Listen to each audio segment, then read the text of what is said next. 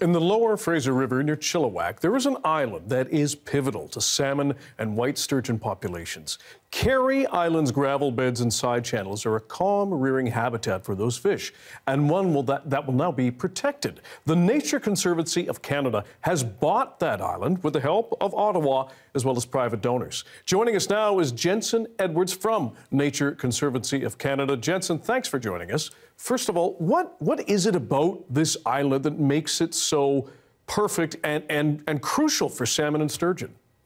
Well, Carey Island is in a part of the river that we call the heart of the Fraser, and that's this stretch sort of between Mission and Hope, where there's a lot of opportunity for silt deposits and gravel deposits that are really important for salmon rearing and, as you said, for white sturgeon too. And the reason these places are really important to conserve now is that, well, about 90% of shorelines between here and the coast have been diked or ditched or otherwise modified. And in doing that, we're disrupting these natural channels, these natural places where salmon can find space to spawn. So that's why Carey is really important. So what is the Conservancy's plan for the island now? How are you going to maintain the habitat when, as you mentioned, so much of the surrounding area is being developed, at least in some way?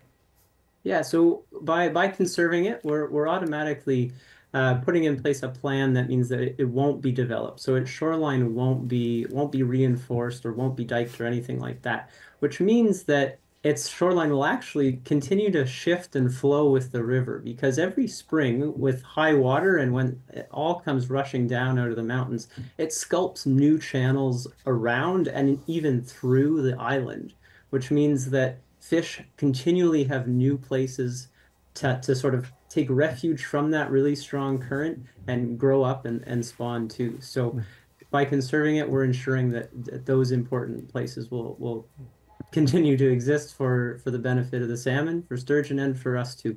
Now, you're working with First Nations on this project as well. What does that collaboration look like?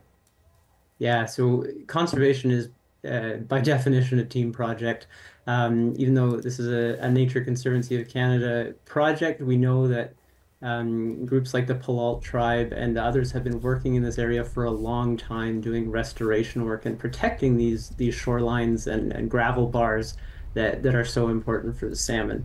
So we will continue to manage the island and look for ways to collaborate on the efforts that are already ongoing in this area so we can have maximum impact.